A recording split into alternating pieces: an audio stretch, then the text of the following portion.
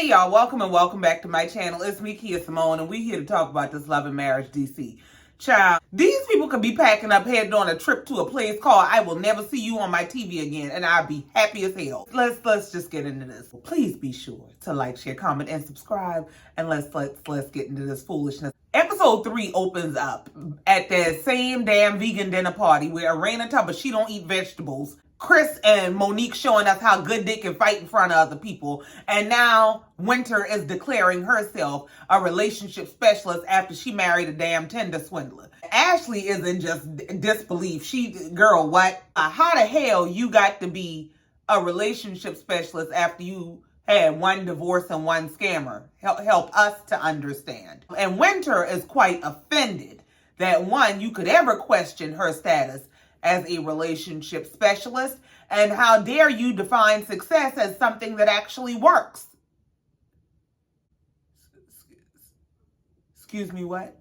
Winter tells Ashley she can help anybody because she done been in all the relationship statuses. She's been single, married, and divorced. She knows what it is to manage motherhood as a married woman and as a single woman. She can encourage anybody. Why can't she be a relationship coach? Well, I'm going to tell you why you can't be a relationship coach. You can encourage anybody. Yeah, you, like Ashley said, you could talk to anybody. The reason you can't be a coach is because you can't see the red flags. You got to be able to see the flags on the play. If you can't see the flags on the play, we might as well just go ahead and forfeit the game. If the coach can't call the plays and can't even see the flags, child.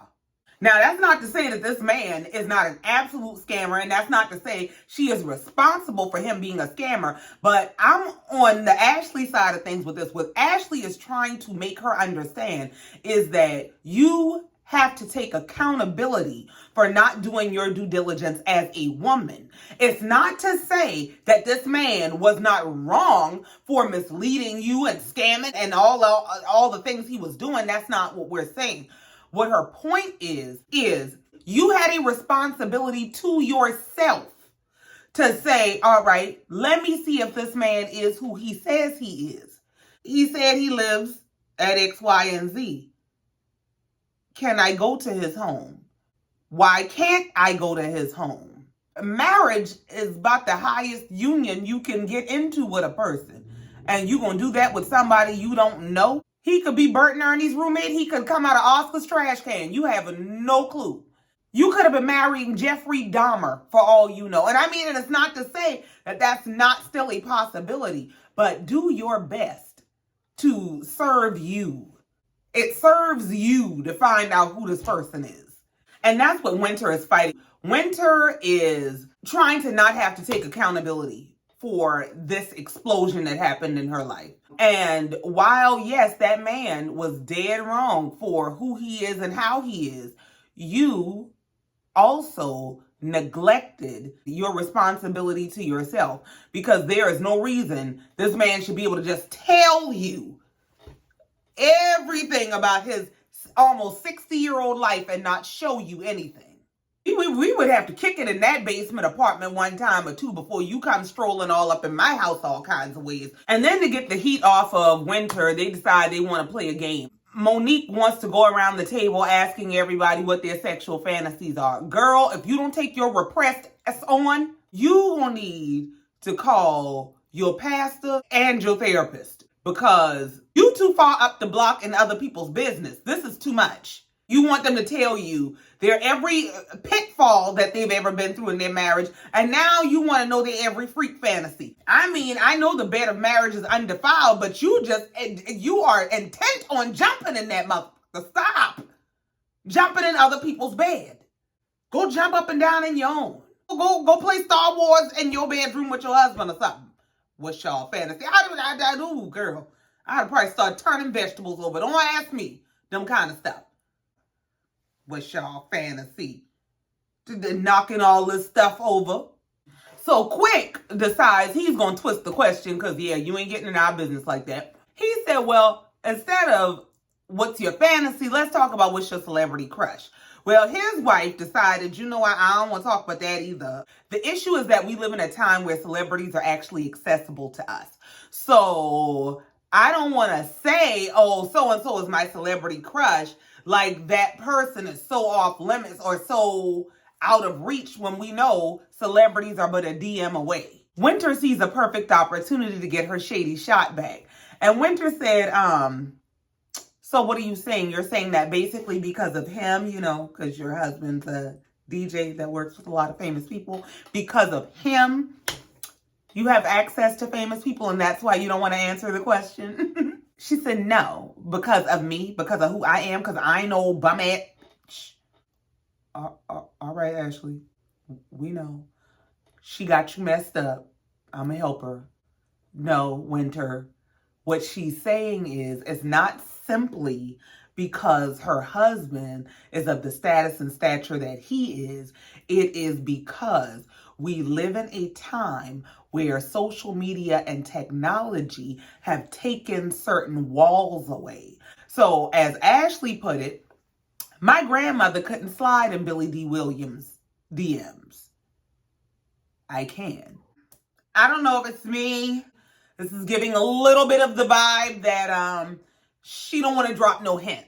I think they both done their dirt in this relationship, and yeah, I don't want to drop no kind of clues because I might say this person to throw him off, and he's still gonna find his way back to the real answer, even though I'm trying to throw him off. So I don't have any celebrity crushes.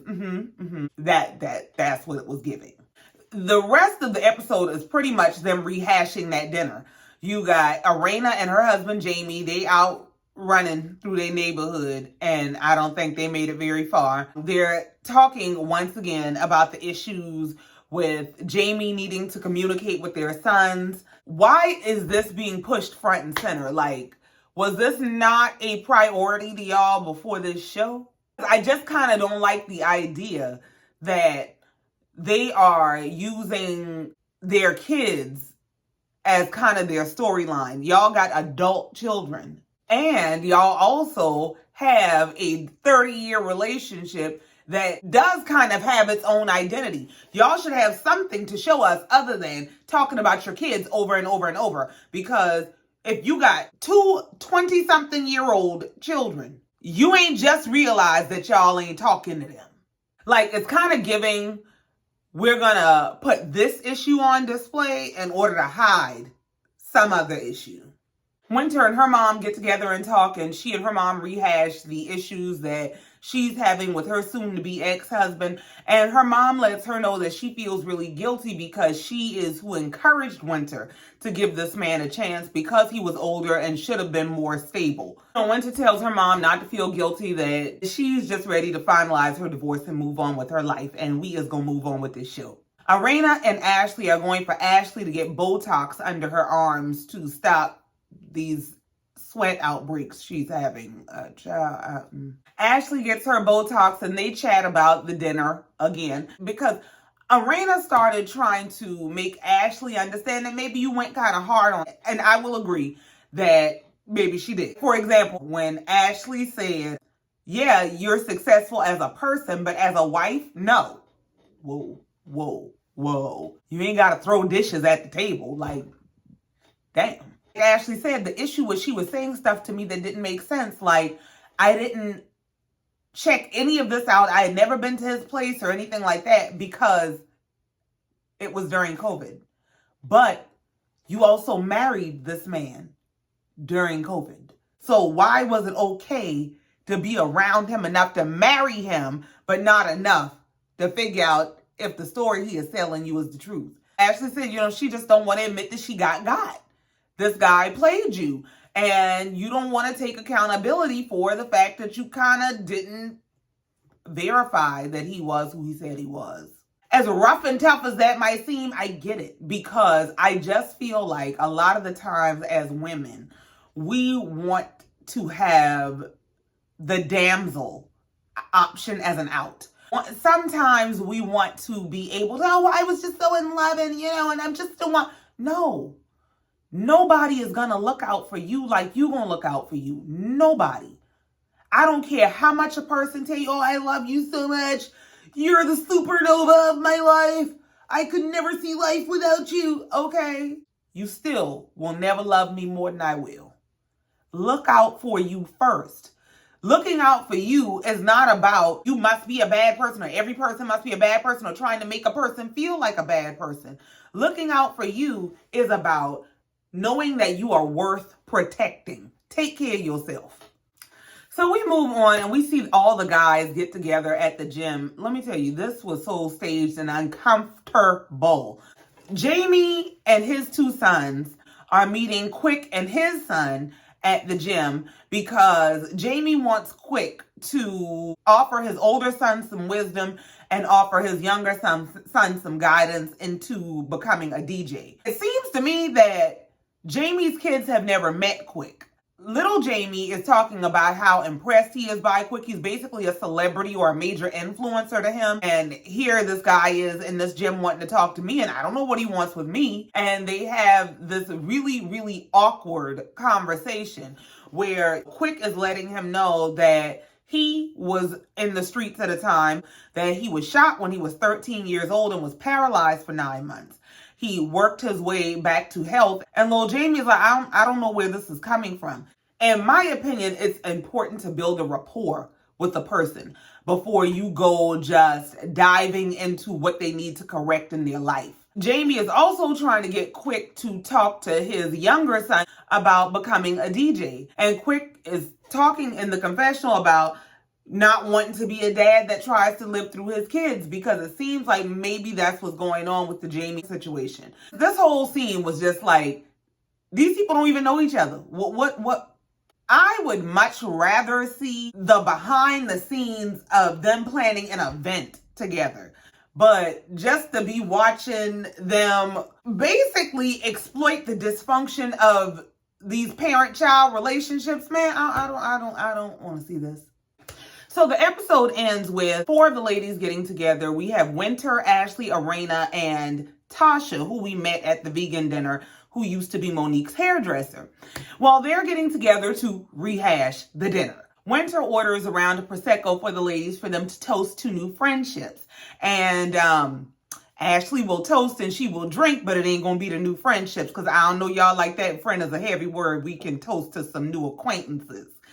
So Winter is kind of put off by that and is like, okay, so I guess we're getting the version of Ashley that we got at the vegan dinner. So since they got that version, Winter decided I'm going to go ahead and ask her about why she was checking me so damn hard at that dinner. When Winter brings up the dinner and explains that she was offended by Ashley basically telling her that she was a failure as a wife, Ashley corrected it and said, well, you know, I wasn't saying that you were a failure. And if I did say that, that's not what I meant. Basically, you had bad judgment and that's okay because that happens, but you're not taking any responsibility for your bad judgment or lapse in judgment. I've met you twice and both times this is all you talked about. So now I have an opinion about it.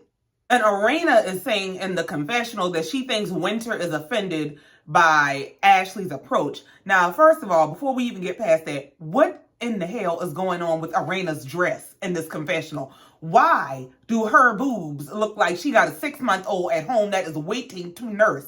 She looks like she is going to pop at any moment. It was just distracting. Like, my gosh. Winter starts to ask about Erana and Ashley's friendship and, you know, would you call yourself Erana's friend?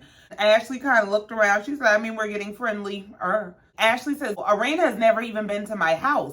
So I can't say that we're friends. Like, I don't know y'all like that. There it is. These people don't know each other. So episode 3 comes to an end with Ashley apologizing for being aggressive, but not for having an opinion. Now, episode 4 picks back up in the middle of the same dinner, and it seems to be on a better note. Winter is saying to Ashley that I would like for you to get to know me outside of these 2 marriages, that I'm a whole person. So then this dinner progresses to the conversation of selective sight. They are talking about all having experienced indiscretions in their relationships. And Erana lets us know that both she and Jamie have done their dirt, and she just wants to let the ladies know that her marriage has not been perfect. I honestly feel like this is the explanation for choosing to turn a blind eye to whatever may be going on. So we move on and we see Ashley going to meet with her husband's manager, Sean, because they need to schedule some time for him to be at home. He apparently has a history and a habit of working himself to exhaustion, which has led him to not only being in the hospital, but to actually having car accidents. Ashley is afraid that this is going to continue to happen because apparently it happens every 2 to 3 years.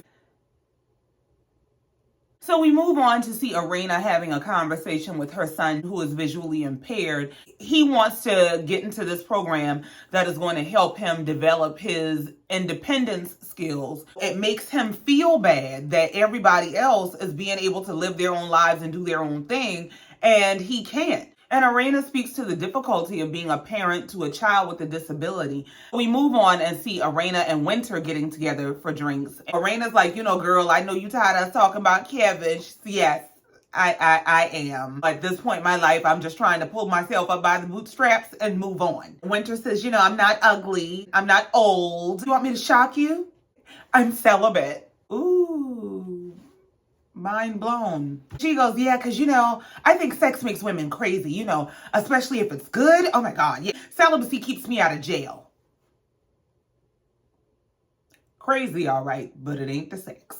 So Erana says, well, girl, I don't know. I done been with Jamie forever, and I don't know. I couldn't tell you the last time I had sex with another man. So Winter said, well, about that. Remember we was at dinner the other night and you said you had done your dirt too? What you was talking about? Because I like a little mud pie. So Erana, lets Winter know he actually caught me chatting with people in my inbox and things of that nature. But it was a result of me feeling lonely because he was never around. He would go out at night and I would call his phone over and over and over and he wouldn't answer. And when he would call back hours later, he would say he fell asleep at the stop sign. What in the I got bond money hell is you talking about? What? You mean to tell me this man was leaving your house at night? You ring his damn phone multiple times. Not only does he not answer, when he calls you back, he tell you some Barney and Friends ass lie, but he fell asleep at the stop sign? Ain't that what Tiffany Haddish just got locked up for? And you mean to tell me he been getting away with falling asleep at stop signs for years? Child, let me just say you the head sister wife in charge. Winter said, well, how did that make you feel? She said, well, you see, I was seeking attention from other guys. So, of course, I didn't like it. I felt lonely. I didn't like it. She said, but I also kind of think it was partially my fault because I'm just so busy. Hold on. Wrong way down a one way.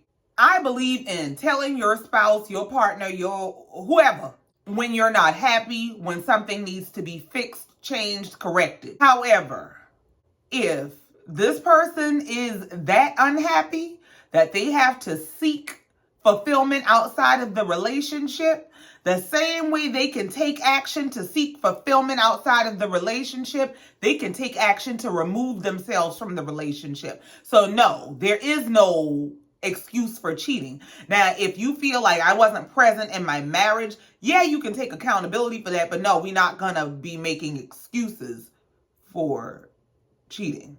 Then Erana continues on this slow drop to hell, letting us know that their sex life has dwindled. She ain't in the tap and turn over ministry. And he thinks he should be able to just tap her and she turn over and give it to him. After hearing about Erana's issues, Winter refers her to her sex therapist friend to get all the help they need. So we move on to Erana's house where she is preparing for this family dinner so that her son can tell his daddy he don't want to go to no damn DJ school. And she is doing a crab boil, but she can't cook at all. Erana's mama comes downstairs and seasons the pot. This girl's so damn serious that she don't cook, that she has a can of the Pam spray in her hand, but this crazy ass girl got the can of the Pam cooking spray in her hand and said, I just feel like I need to spray this on something every time I cook. I don't need to spray this on nothing. Her mama said, no, you don't need that. That heifer sprayed the Pam on top of the crab boil. Why somebody don't get her? Her mama looked like she didn't know whether she should be shocked, scared, or embarrassed. I am from Charleston, South Carolina. I am from the low country where we live for a frogmore stew, okay? We live for what y'all call a crab boil. Do you understand the blasphemy of spraying Pam on top of a pot of seafood? This girl is out her damn mind. So they finally sit down around the table and Erana starts the conversation about their son and him not wanting to go to DJ school. Their son starts to speak up for himself and explains that, he has other things that he would like to do with his life right now. And Jamie starts going off about how incredible it would be for someone with his disability to be able to learn to DJ. I want my son to be better than me, and I would love to see my son in magazines and things like that. You want to live through him. You're killing his dream for him to live yours. You go live your dream. It sounds like you dream of being this top-notch DJ and being featured in magazines and being able to rock events. Jamie just came off really resistant and almost combative about the whole matter. And the issue is, it's not your life. And while I get he might have good intentions, he might, you want the best for your child, you have to step out of the selfishness of what you want, of the picture you've painted in your head for his life, and ask him what is the picture he's painted in his head for his life. Because Jamie almost comes off offended that his son doesn't want to be a DJ. Of all the careers in the world, why are you so dead set on him being a DJ? It sounds like you have an unfulfilled dream that you want him to live, period. We move on from this dinner to Quick and Ashley meeting Erana and Jamie for a double date. So they get to talking about Erana and Winter's outing and that Winter referred her to a sex therapist. Quick is taken aback. Quick says, y'all sex like that bad? What the hell's going on? And they go into far more detail than I want to know about what kind of sex there is and ain't happening. What she won't let him do. And look, draw the line somewhere. I don't care about the details of these people's sex life. I don't want to see. Jamie is completely disinterested in going to see a sex therapist, but what they gonna tell me?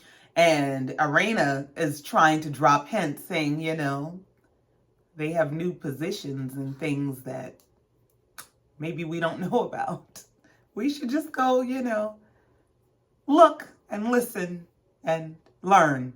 And so Ashley comes to the conclusion, the reason Erana is saying things like if her husband is stepping out, she thinks it might be somewhat her fault, is because she knows her husband wants sex and she's not giving it to him.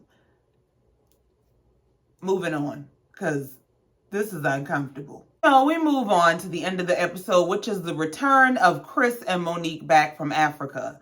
And they're sitting in the confessional talking about how they feel about being back home. And then Chris starts saying how, I feel like a piece of me is still there. And Monique goes into, why are you stealing my line? I put that on Instagram. You're stealing my line. I said that on Instagram. Girl, it's your husband. It's okay. Y'all do not have to compete with each other. Damn. He lets you have the money. You can let him have a line or two. It's okay. Monique is checking her email. She lets Chris know that she received the email from the radio station with a contract offering her the job, and she's excited about that.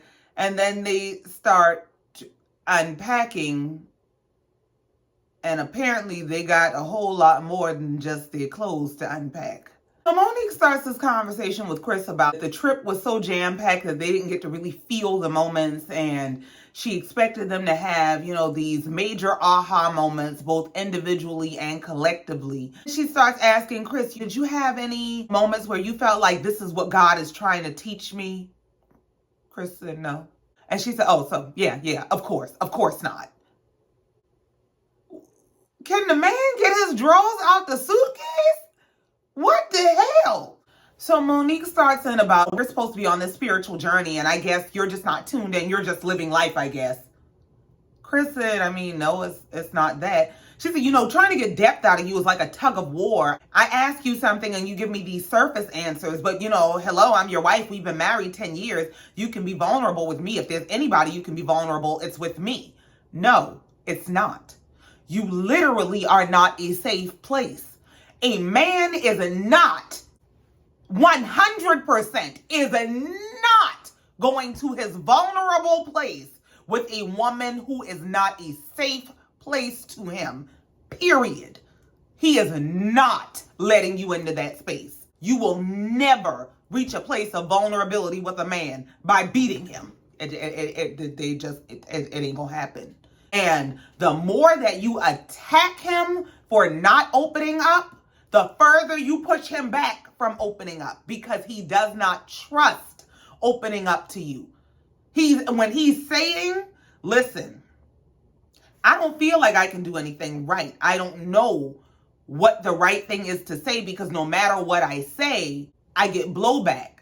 So if I'm trying to say the right thing and getting blowback, I for sure ain't gonna say the real thing and get blowback. And Chris starts explaining that, listen, I am vulnerable with you. I think I am, maybe it's not the way that you expected, but, and she says, no, you're not. And if you're not the way that I expected, then your intentions mean nothing. Bitch. Let me tell you something. Some people ain't cut out for marriage. I'm so sorry. Monique is one of those people. You are not cut out to be with another person. Monique is the kind of person that feels like the other person in the relationship is there to serve her. You don't like this man. This man is a source of security for you. You don't like this man. Nobody berates a person they actually like the way that Monique berates Chris. And I don't even like Chris, but she makes me feel bad for Chris. Like, I feel bad for him. And Chris says, I'm trying to hone in on what exactly the issue is, because I feel like I'm trying to fix it, but I can't really figure out what the issue is. Monique is saying, well, you play it safe. You expect my doors to be wide open, but then you're not wide open with me because you're not a safe place. You're always on the attack. Men, when they are vulnerable, are far more fragile than you can even comprehend. They are aware of that. That's why they don't open up to just any and everybody. And that's why once you demonstrate yourself to not be a safe place, good luck. He has to be safe, showing you the part of him that isn't big and strong, and the part of him that isn't always in control. He has to be able to show you that and safely go back to his position as a man without that being used to hurt him. And when you operate this way, you demonstrate to him that he can't trust you with that. The doors are not open because I'm met with hostility when they are. So, they're talking about the fact that they both have these walls up. And she says, yeah, as of lately, I do have a wall up. And he said, well, then we both got to come from behind our walls and meet each other. But I don't feel like you see me trying to meet you. And she's like, he said, you got to let your walls down too. She says, no, I don't have to let my walls down. You have to tear my walls down. Girl, you crazy. You out your damn mind. This is so immature, it's triggering. I can't with this shit. And nothing he says is right, because he says, well, I'm trying to kick the wall over. Well, don't try. Just do it, girl. You need to go be in Pretty Woman the stage play, because that's what you want. You want some sort of a fantasy of some knight in shining armor while you get to be this damsel, and you want to be Helen of Troy. Like, girl, go somewhere. Chris tries to change the subject and talk about Monique's mom. I guess, I don't know if she's moving into the area or what's supposed to happen. And she decides she just is not interested in speaking to him. At that point, we see production being dragged into it. And Chris said, well, I guess we're going to go ahead and call it a wrap early. I don't know what y'all want me to do. We're trying to have a conversation, and simply because I don't agree with her and don't see her side, she don't want to speak anymore. We can't communicate. Oh, gee, And the episode comes to an end with Chris and Monique separately talking to production about how they cannot talk to each other. And it looks like we're going to have more of the same next week, with them not talking and the other ladies talking too much and too loud. Here we go with the drama. Child, that's it. That's all. I ain't got no more. Thank you so much for getting through this with me. Thank you for listening and letting me get this off my chest. I really appreciate you. Please be sure to like, share, comment, and subscribe if you have not already. And I will see you in the next review. In the meantime, until next time, I love you and I mean it. Bye.